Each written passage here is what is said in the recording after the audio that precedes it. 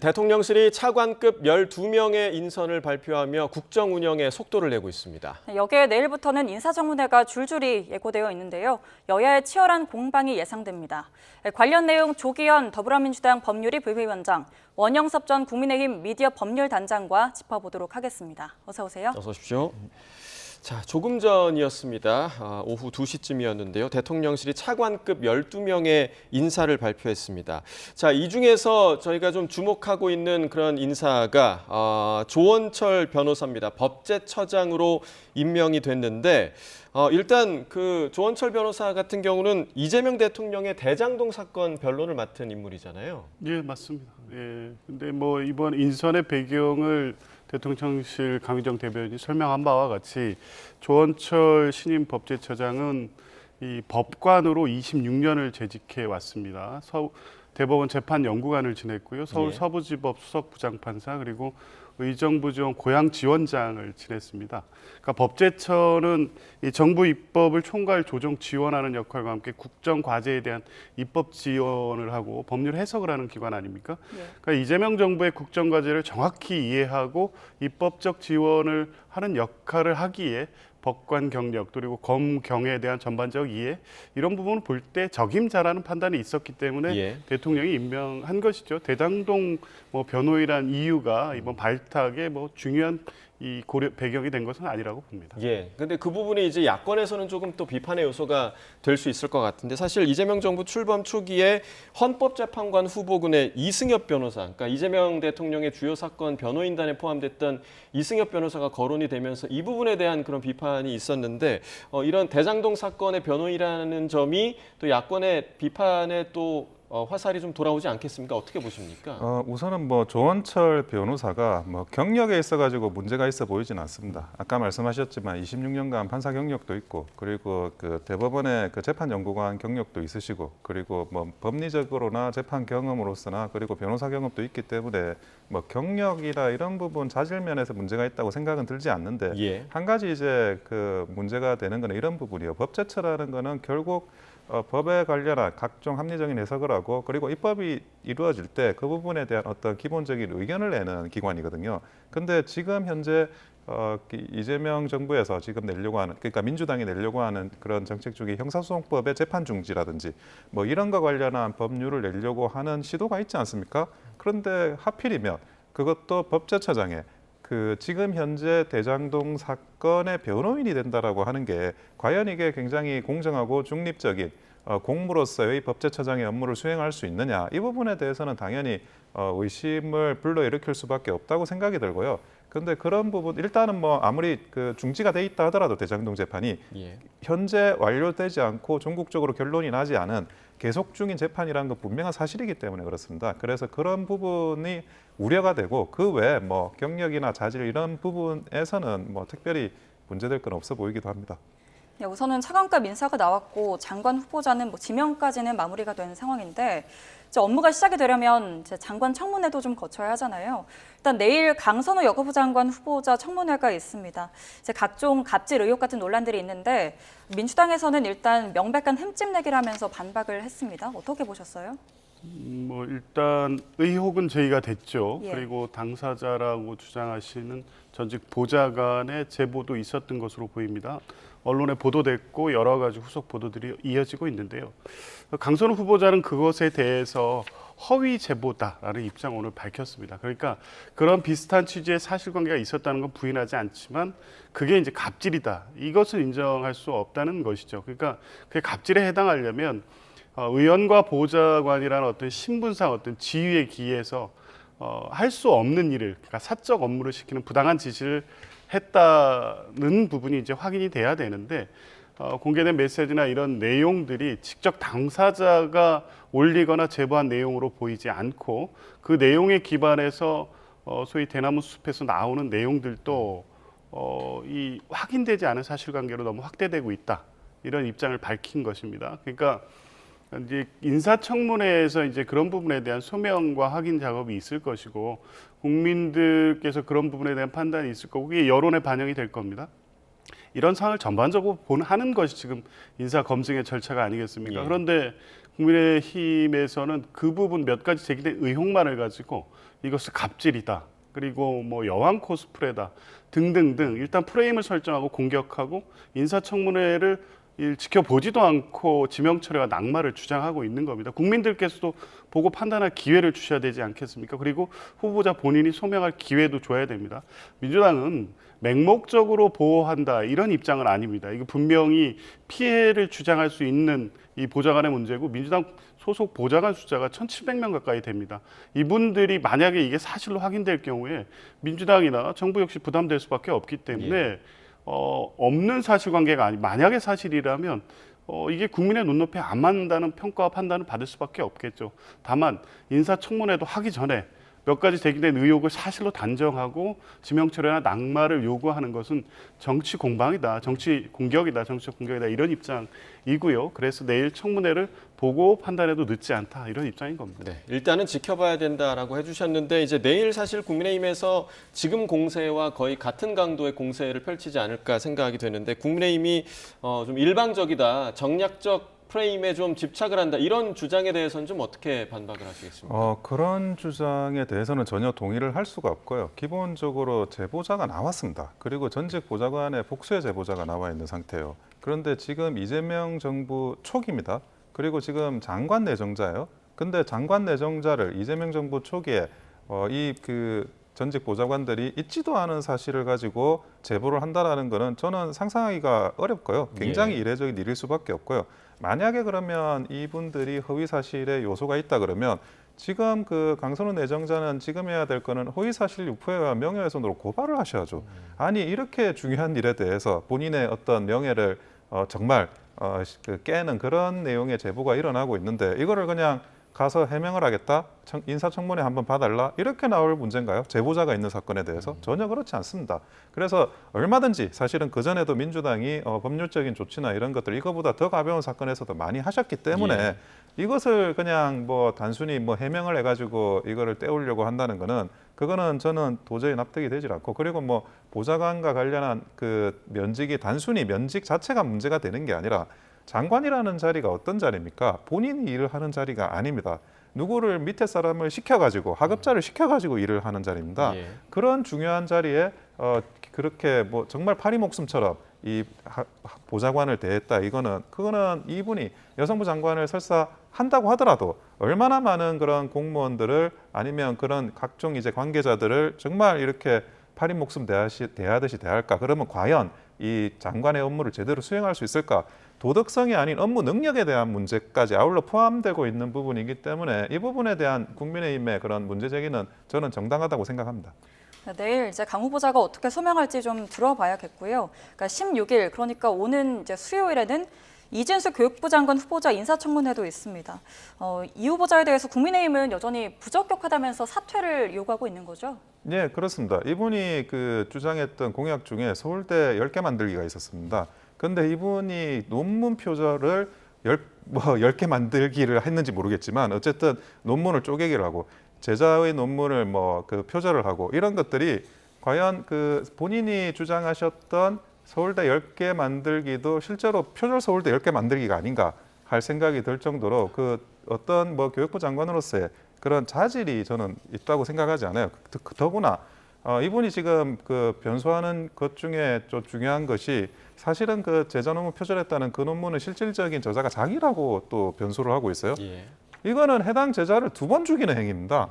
아니 어떻게 이런 류의 변명을 할 수가 있는지 이분이 최소한 교육자로서의 상식에 기반한 가치를 가지고 있는지 저는 의심을 할 수밖에 없고 이런 분이 장관을 하겠다? 이런 분이 서울대를 10개가 아니라 100개를 만든다 한들 그 서울대가 과연 제대로 된 서울대겠느냐라고 의심을 할 수밖에 없고 이 부분에 대해서도 집중적으로 국민의힘이 문제 제기를 해야 되는 부분이라고 생각이 듭니다. 자, 지금 표절 서울대 10개 만들기라고 비판을 해주셨는데 사실 오늘 그 문금주 원내대변인 논평이 있었는데 이 자리에서는 지금 강선우 후보자에 대한 얘기만 있었고 이진숙 후보자 얘기는 없었어요. 이건 어떻게 좀 해석을 해야 됩니까? 대변인이 어떤 특별한 의도를 가지고 이진숙 후보자 관련된 언급을 안 한 것은 아닌 것 같고요. 전반적으로 지금 일종의 사전 검증 아니겠습니까? 야당과 언론에 의해서 문제 제기를 하고 의혹과 관련된 입장을 묻고 하는 과정은 뭐 인사청문회 과정에서 준비하는 과정이 당연히 있을 수 있습니다. 이제 이런 내용들에 대해서 그 당일 인사청문회에서 답변을 해야 될 의무가 후보자한테 있는 거죠. 근데 이진숙 후보자 관련해서도 지금 야당에서는 이제 표절로 단정을 합니다. 물론 몇 가지 지점에서 부적절하게 보이는 표현들이 제자 논문과 동일하게 나타나고 있는 것은 적절한 것 같지는 않지만 이진숙 후보자가 청문회 참고 자료에 제출한 바와 같이 첫 번째 자기 표절과 관련해서는 동일한 연구로 보이지만 다른 변수를 적용해서 다른 결과에 대한 연구이기 때문에 그것을 자기 표절로 볼 수 없다, 이런 입장을 낸 바 있고요. 제자 논문과 관련해서는 이 국가연구용역사업에 통상 이 책임 교수가, 담당 교수가 그 학위 과정에 있는 석박사 이 학생들과 같이 연구 과정을 수행하고 예. 그 주 이 연구를 교수가 수행했을 때 제1저자로 등재를 하는 겁니다. 이제 그런 과정에 있었다는 것이고, 제자 논문과 이 본인 논문이 겹치는 부분은 실제 그렇다고 주장하는 몇 가지 부분이 있지만 한국연구재단 이라고 실제 준공공기관이죠. 학술 연구를 지원하고 연구 윤리에 대한 어떤 국가적 작업을 수행하는 기관인데, 여기에서 그 연구 윤리 관련된 표절률을 확인해 볼 수 있는 시스템이 있습니다. 예. 여기에 의할 때 14% 정도의 표절률이 나왔다는 겁니다. 그러면 몇 가지 딱 봐도 문제가 있다는 국민의힘의 지적은 뭐 옳을 수 있지만, 그렇다고 해서 이게 이 제자 논문을 표절했다, 더 나아가서 제자 논문을 가로챘다, 이렇게 지금 결론 낼 수는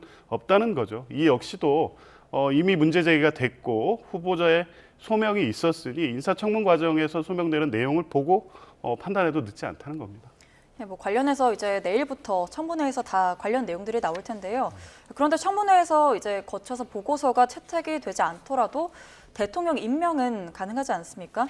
그럼 결국 이 대통령 결정이 중요해지는 건데, 이제 청문회를 좀 지켜봐야겠지만 국민 눈높이 관점에서 이 대통령이 어떤 선택을 하게 될까요? 지금 그 상당한 좀 문제가 있는 그런 내정자들도 거의 낙마를 시키지 않고 있어요. 지금 이런 흐름을 볼 때 이재명 대통령이 뭐 이 두 분에 대해서 과연 낙마를 시킬지, 그것은 굉장히 미지수입니다. 근데 평소에도 이제 소통을 하겠다고, 뭐 전 대통령과는 다르게 가겠다, 이런 부분을 많이 이렇게 부각을 시키면서 지금 여러 가지 말씀을 해오고 있는데, 그런 것들이 전혀 뭐 이루어지지 않고 오히려 더 그 이전 정부보다 더 문제가 많은 그런 내정자들을 오히려 임명하는 그런 방향으로 나아가고 있다. 이런 거는 굉장히 우려가 될 수밖에 없습니다. 그 장관이 가지고 있는 힘은, 어떤 권위가 있으려면 당연히 자기도 어느 정도 업무 능력도 있지만 도덕성도 바탕이 돼야만 그 밑에 어떤 사람들한테 지시를 해도 그것을 또 듣는 거거든요. 근데 이런 그 터무니없는 행위를 하셨던 그분들을 장관으로 내정을 하고, 그리고 인사청문회의 보고서가 채택되지 않더라도 임명을 뭐 강행하신다 그러면 그것은 오히려 전 정부보다 훨씬 더 불통의 이미지로 가시는 거라고 생각이 듭니다. 예, 자, 강행과 낙마 사이에 대통령실에서 어떤 결정을 할지 좀 지켜볼 대목인 것 같고요. 오늘 기자간담회가 조금 많았습니다. 일요일임에도 불구하고 국민의힘에서는 윤희숙 혁신위원장이 기자간담회를 열었는데, 사실 그동안 그 인적 쇄신, 그러니까 혁신의 출발점이라고 볼 수 있는 인적 쇄신과 관련해서는 구체적인 언급을 피하는 모습이었는데, 오늘 그런 언급이 좀 구체적으로 나왔습니다. 탄핵의 바다로 다시 머리를 누르는 분들이 인적 쇄신의 영순이다, 이런 좀 구체적인 표현을 좀 했는데, 자, 일단은 그럼 친윤 세력들을 인적 쇄신을 하겠다, 이런 뜻으로 저희가 해석을 해도 되겠습니까? 지금 윤희숙 그 혁신위원장은 솔직히 무슨 말을 하는지 모르겠어요. 앞서 윤희숙 위원장이 임명이 되고 나서는 인적 쇄신을 하려는 건 아니다라고 또 이야기를 했거든요. 그런데 지금 와서는 뭐 탄핵의 바닷속으로 누르는 사람들이 뭐 인적 쇄신의 영순이라 그러는데, 아니 아무도 탄핵의 바닷속에 머리 누르고 있는 사람 없습니다. 누가 도대체 누르고 있다는 거죠. 그러니까 대통령이 탄핵이 되고 뭐 본인이 사과하고, 그리고 후보가 대선에 패배하고 본인이 사과하고, 그런 거는 이 후보나 대통령이니까 하시는 거예요. 그리고 뭐 아무리 양보해도 당대표급 되는 뭐 비대위원장이나 되는 이런 분들은 자기가 한 결과 책임으로서 사과하고 그럴 수 있어요. 그런데 혁신위원장이 하는 거는 일단 사과는 그 윗선에서 했고, 그래서 우리는 어떻게 해야 되냐, 앞으로 어떻게 해야 되냐, 이런 솔루션을 내는 거지, 그 사과를 뭐 어떤 돌판에 더 세게 새기겠다 이런 게 솔루션으로 나온다는 게 혁신위가 자기가 뭘 해야 될지 전혀 생각을 하지 못하고 있다는 겁니다. 그리고 탄핵에 대한 찬반이나 이런 것들은 그거는 역사의 문제가 될 수밖에 없고 과거에 박근혜 대통령 탄핵에 대해서 지금 와가지고 그 탄핵 잘 됐다고 하는 사람을 다시 물어보면 누구가 그게 얼마나 이 보수 지지자들 사이에서 인정을 받겠어요. 그런 아주 현재와 관련한 다른 뭐 여러 가지 이슈가 있는 사안에 대해서 그거는 어느 정도 그 흐름에 맡겨둬야 될 문제인데 혁신위가 해야 될 거는 본인이 하셔야 될 거를 하시면 되는 겁니다. 그리고 이용도 그렇지만 최고위원을 없앤다라는 것도 그것도 너무 황당한 게 아니 당대표하고 최고위원회 싸워가지고 최고위원회 없애겠다 그렇게 이야기를 한다는 게 팔이 아프니까 팔을 자르겠다라고 지금 하는 이야기거든요. 그리고 심지어 최고위원회가 있어가지고 그 소란이 발생하는 게 아닙니다. 최고위원회는 사실은 그 권력의 1인자한테 계속 눈치를 보고 엎드려 왔어요. 이준석 당대표일 때는 그 보수 진영의 1인자가 윤석열 대통령이기 때문에 거기에 맞춰서 움직였던 거고 예. 그리고 한동훈 당대표일 때는 아니 한동훈 당대표가 탄핵을 하자는데 그러면 거기 가만히 있으면서 아무 말도 안 하는 최고위원회가 되면 됩니까? 그러니까 지금 오른팔이 아파가지고 오른팔을 자르는 것도 아니고 오른팔이 아픈데 왼팔을 자르자는 이야기를 지금 하고 있어요. 그러니까 최고위원회가 오히려 너무 납작 엎드리는 게 항상 문제고 만약에 그 지도부 관련해서 소란이 있다고 하면 그걸 진정하기 위해서 당대표가 뭐 지명직 최고위원을 지금 1명에서 2명으로 늘리거나 이런 거는 생각을 해볼 수 있는 것 같아요. 사실은 최고위원들이 너무 눈치 봐서 발생하는 문제인데 이분들이 뭐 일부러 자기 정치하느라 소란 피운다 이런 식으로 그 받아들이는 것 자체가 전혀 그 부분에 대해서는 원인과 진단과 해법이 다 반대로 가고 있습니다. 좀 비판적인 말씀 주셨는데 오늘 나온 국민의힘 혁신안 어떻게 들으셨어요? 저는 무슨 얘기를 하는지는 알겠습니다.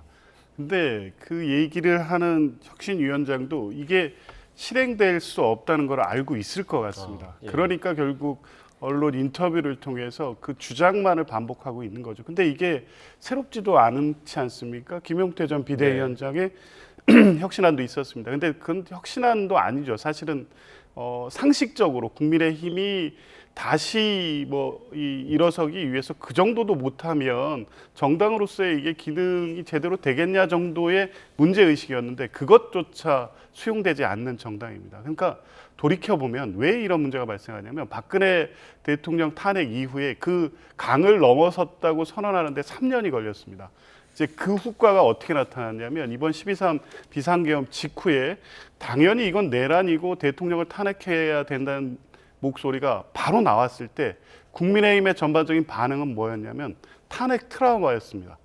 그러니까 국민들은 이 충격과 공포로 이 상황이 앞으로 어떻게 될지 모르는 이 혼란한 상황에 직면해 있는데 이것으로 인해서 우리 권력을 얼마나 잃을까 이런 걱정을 하고 있던 정당입니다. 근데 그 상황이 6개월 내내 계속됐습니다. 그리고 그 상황을 지배하는 소위 찐윤, 지금은 뭐 언더친윤이라고 해서 밑에서 그 상황을 만들어가고 있는 세력이 여전히 당을 지배하고 있기 때문에 혁신위원장이 어떠한 혁신안을 내놔도 이게 수용되거나 실행되지 못하는 상황이 바뀌지 않는 겁니다. 결국 윤석열 전 대통령의 탄핵안이나 이 내란과 관련된 부분은 지금 나오는 혁신안이나 이런 부분 가지고는 청산되거나 할 수 없고 결국 이제 이 전당대회를 통해서 새로 들어서는 지도부가 얼마나 의지를 갖고 이 부분을 해낼 수 있는지의 문제인데 이제 그런 상황에서 국민의힘이 왜 자꾸 혁신에 집착하는지 저는 그것도 이해가 안 됩니다. 예, 혁신위가 출범하긴 했지만 진정한 혁신이 이루어질 수 있을지에 대해서는 여전히 물음표 상태인 국민의힘 상황을 짚어봤고요. 이어서 윤 전 대통령 이야기를 좀 해보겠습니다. 재구속된 윤 전 대통령의 구치소 생활이 탄핵을 계기로 거의 뭐 최측근이 된 김계리 변호사를 통해서 지금 공개가 되고 있는 상황인데 다른 수감자들과는 달리 운동 시간이 없다 이런 주장을 하고 있습니다. 지금 뭐 이거는 부당한 처우로 볼 수 있는 상황입니까? 어떻게 보세요? 아마 그 입소하고 이제 얼마 안 지난 극초기이기 때문에 그 질서 유지의 문제와 그런 그 전에 그러면 기존의 수용자와의 균형 문제 이런 것들이 지금은 약간 트러블이 생기는 시간인 것 같아요. 그거는 이제 김계리 변호사도 당연히 변호인으로서 그런 부분 조금이라도 뭐 불리할 것 같은 요소가 있으면 변론적인 차원에서 이야기하는 것도 또 당연한 거요. 그게 이제 뭐 다른 것보다는 저는 이 부분과 관련한 조치들은 전 대통령의 예가 어떤 건지를 찾아서 그 전 대통령의 예에 따라서 처리를 하면 된다고 생각이 들거든요. 예, 과거에 예. 뭐 최근에도 보면 뭐 이명박 대통령이나 박근혜 대통령이나 이런 분들에 대한 뭐 수감 문제가 있었습니다. 그런 분들이 수감이 돼 있었을 때 구치소에서 어떤 이제 그 처우를 받으셨는지 그 부분을 준해 가지고 이 그 법무부 행정이나 이런 것들도 이루어진다 그러면 예. 서로 간에 이렇게 극초기에 일어나는 뭐 커뮤니케이션 오해나 아니면 또 그 법무부 입장에서도 사실은 꼭 잘해달라는 게 아니라 이게 부당하게 정치 탄압으로 해석되는 거는 그거는 뭐 이재명 정부한테도 저는 좋을 게 없다고 생각합니다. 예. 그래서 과거의 사례를 잘 찾아가지고 이 부분에 대한 적정한 선을 균형 있게 법무행정으로 유지해 주는 게 필요하다고 보여집니다. 우선 법무부는 일반 수용자랑 동일한 처우라면서 반박하고 있는데요. 김계리 변호사가 또 했던 말이 방도 좁아지고 날도 더워졌다. 이제 형이 확정된 것도 아닌 상황인데 인권 침해다라는 주장을 하고 있습니다. 이 인권 침해 관련 주장이 좀 나오고 있는데 어떻게 평가하세요? 저는 이게 부당한 처우가 있다고 주장하는 게 아니라 왜 특별한 혜택을 안 해주냐고 그냥 주장하는 겁니다. 그러니까 김계리 변호사가 윤 전 대통령의 변호인이기 때문에 처우와 관련해서 부족함이 없는지를 살피는 것은 당연히 해야 될 일이긴 하지만 지금 법률에 따라서 이 서울구치소는 정확하게 집행하고 있는 것으로 예. 보이고요. 이 일반 독거실과 똑같은 방으로 가야지. 그러면 뭐 청와대 관저 수준 그만큼은 아니더라도 지난 체포영장 집행 당시에도 오히려 여러 가지 문제가 제기되지 않았습니까? 이 경호처 요원들까지 안에 들어가 있었고요. 그 안에서 무슨 일이 일어나는지 모를 정도로 관리가 특혜에 가까울 정도로 이루어졌습니다. 그 상황을 요구해서는 안 되는 겁니다. 윤석열 전 대통령은요. 지금 자연인이고 재판받는 피고인이고 지금 뭐 이 특검에 의해서 수사받고 있는 혐의 사실만 해도 뭐 많이 따지면 낮게 가지가지로 치면 한 20개가 다 넘을 겁니다. 이런 피의자 피고인에게 어떤 대우를 요구하는 거죠? 그리고 만약에 지금 이 방의 비좁음이라든가 날씨 더운 탓을 지금 다른 방식으로 해서는 안 됩니다. 이건 형의 집행에 관한 법률에 따라서 정확하게 집행하는 거고요.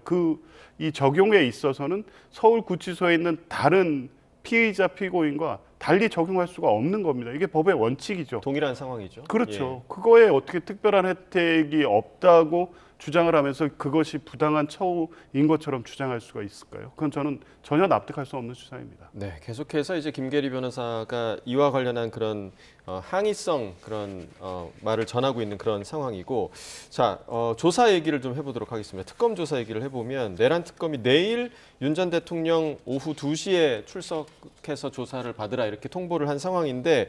지난주에는 지금 건강상의 이유를 들긴 했지만 특검이 구치소에 확인을 해본 결과 그 정도의 이유는 없었다. 이런 얘기까지 들렸거든요. 내일은 조사에 좀 응하겠습니까? 어떻게 보십니까?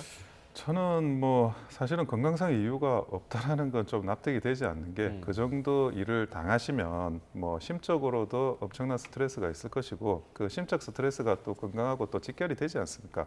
그래서 건강상의 이유가 전혀 없다라고 하는 거는 약간 좀 언론 플레이 느낌이 약간 있고요. 그런데 그 외에도 이제 지금 과거에 조사를 이미 이회 관련해 가지고 하지 않았습니까? 이회 관련해 가지고 해서 부실한 부분이 있어 가지고 조사를 하는 건지 제가 좀 납득이 되진 않는데 만약에 뭐 부실한 부분이 있다 그러면 뭐 그거는 어떤 부분이 부실한지에 대해서 좀 밝혀야 될 부분도 있는 것 같아요. 그럼 그리고 일종의 좀 망신주기라고 생각하시는 거예요? 그렇죠. 아니 지금 이회 조사를 하지 않았습니까? 이회 조사에서 구속영장이 청구돼서 발부됐으면 범죄가 소명됐다는 이야기지 않습니까?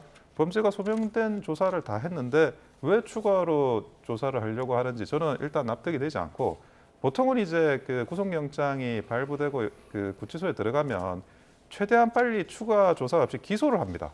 그게 보통의 이제 그 형사 그 관련한 그 관례거든요. 예. 근데 굳이 뭐 추가적인 조사를 안 하면 기소를 못 할 정도인가? 그러면 사실은 범죄가 소명이 안 된 거죠. 그래서 그런 부분들이 저는 좀 추가 고사를 하고 그게 아니면 구인이라도 하겠다. 이렇게 강경하게 나온다는 게 뭐 제대로 수사가 안 됐거나 제대로 수사가 안 된 게 아니라면 그냥 망신 주는 거 말고 다른 이유가 없어 보입니다. 만약 윤 전 대통령이 내일 이제 응하지 않으면 특검이 취할 수 있는 다음 행동은 뭐가 있을까요? 강제 구인이죠. 그러니까 일단 임의 출석 요구를 계속 하는데 안 하면 직접 구치소에 가서 구인해 오는 방법밖에 없습니다.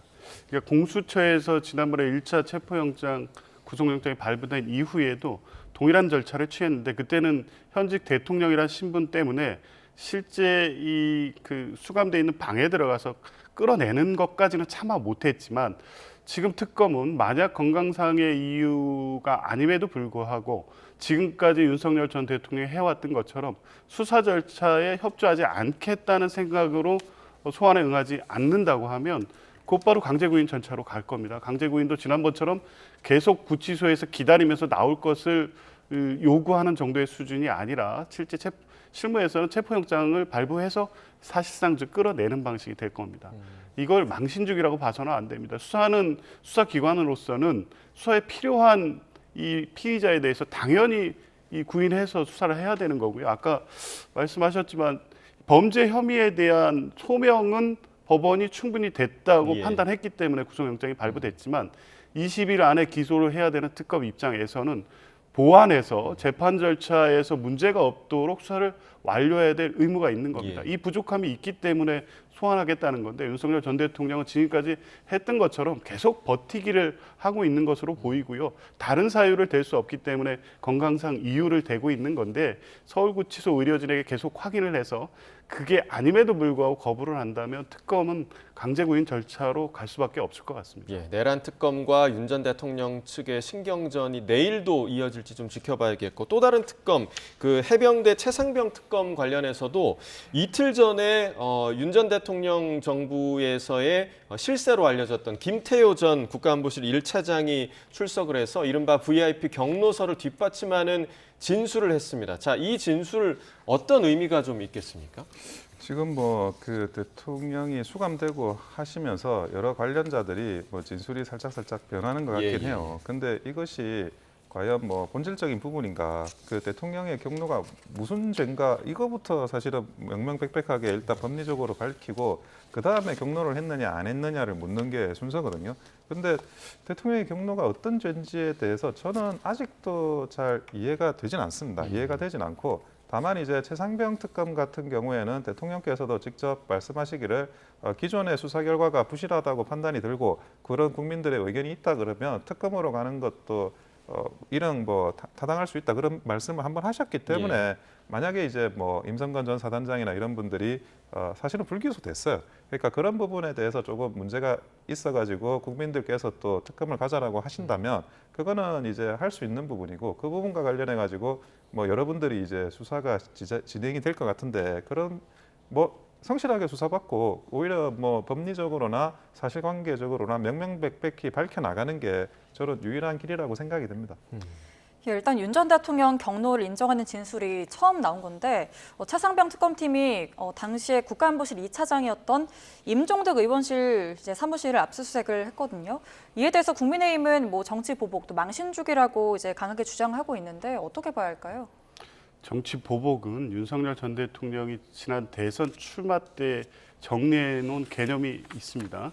누구 하나를 찍어놓고 1년 12달 탈탈 털어서 뭐가 나올 때까지 수사를 하면 그게 정치 보복입니다. 그런데 지금 임종득 의원이라든가 김태효 실장 등등 이 순직해병 특검 관련돼서 2023년 7월 31일에 국가안보실 회의에 있었던 분들은 경로서를 현장에서 들었던 분들이고요.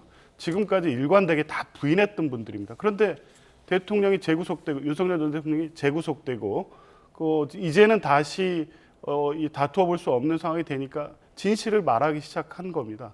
그럼 뭐냐면 그날 경로가 있었고, 경로는 경로 자체는 범죄가 아니지만 경로했고 경로를 통해서 뭔가 부당한 지시가 이루어졌다면 이건 직권남용죄에 해당되는 겁니다. 박정훈 대령에 의해서 임성근 사단장은 업무상 과실치사죄의 혐의에 해당된다는 수사 보고가 올라온 것을 보고 경로한 거 아닙니까? 그리고 경찰에 이첩해야 될 이 수사 내용이 이첩이 보류가 되고 이첩을 했는데 다시 회수합니다. 그 이후에 수사 결과가 뒤바뀌어서 임성근 사단장은 무혐의 처리가 됐습니다. 이 박정훈 대령의 원래 한 수사가 정당한 수사였음에도 불구하고 그걸 되돌리는 부당한 업무 지시를 했기 때문에 그 수사를 하는 것이고, 그 현장에서 경로가 있었고 그 경로에 따라서 업무 지시가 이루어지는 과정을 알고 있을 분들은 당연히 수사 대상이 되는 것이고요. 예. 그러면 주거지 그리고 사무실 자동차 기본적으로 수사의 1차 압수수색 대상입니다. 이거 무슨 망신주의가 아니고요. 범죄 혐의가 있는 곳에 대한 그냥 기본적인 수사 진행 과정이다. 이렇게 이해하시면 될 것 같습니다. 네, 지금 뭐 최상병 특검도 상당히 속도감 있게 수사를 진행하고 있는 모양새고 김건희 특검도 계속해서 지금 소환 조사를 진행을 하고 있습니다. 여기서 가장 중요한 점, 그러니까 많은 시청자 여러분들이 궁금해할 점은 김건희 여사에 대한 소환을 언제 이루어질 것인가. 지금 뭐 여러 건강 이상 관련 이야기도 좀 전해지고 있거든요. 어떻게 좀 예상하십니까?